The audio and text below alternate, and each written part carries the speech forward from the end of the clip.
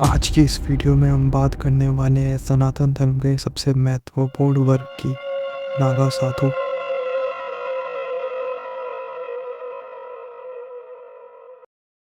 हिमालय की बर्फीली चोटियों से लेकर गंगा तट के घाटों तक एक ऐसी शक्ति जो निर्भयता का प्रतीक है।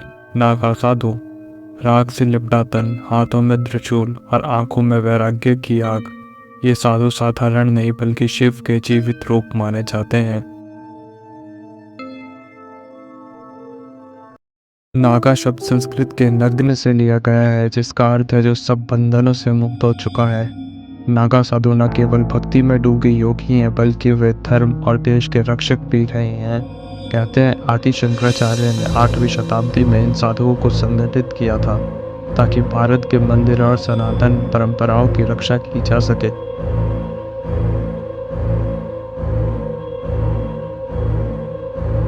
कहा जाता है नागा साधु योग, ध्यान और युद्ध तीनों में निपुण होते हैं। उनका हर अस्त्र एक प्रतीक है।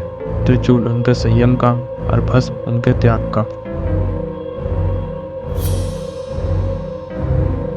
मुगल काल के दौरान जब भारत में मंदिरों पर हमले हो रहे थे, तब काशी विश्वनाथ मंदिर को भी तोड़ने की कोशिश हुई।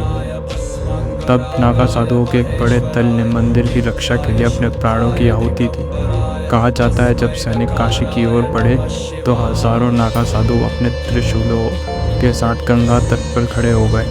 उनकी राख से भरी देह सूर्य की तरह चमक रही थी। उन्होंने पुकारा, ये काशी है, महादेव की नगरी, जहाँ मृत्यु भी मोक्ष बन जाती है।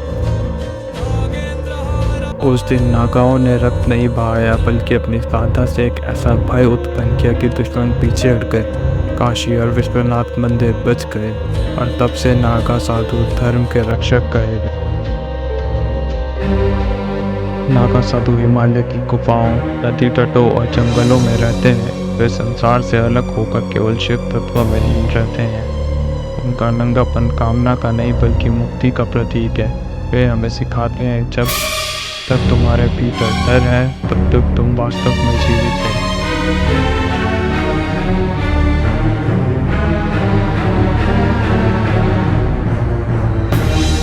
हर 12 साल में लगने वाले कुंभ मेले में सबसे पहले गंगा स्नान का अधिकार इन्हीं नागा साधुओं का होता है।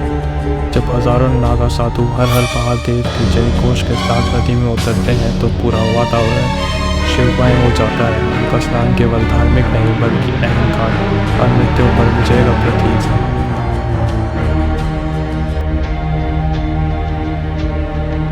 नागा साधु हमें ये सिखाते हैं मुक्ति शरीर त्यागने से नहीं बल्कि अहंकार त्यागने से मिलती है।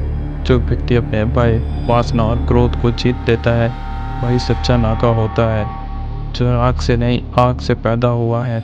नागा साधु वे जो मृत्यु को साध चुके हैं, जिन्होंने काशी को बचाया और धर्म को जीवित रखा।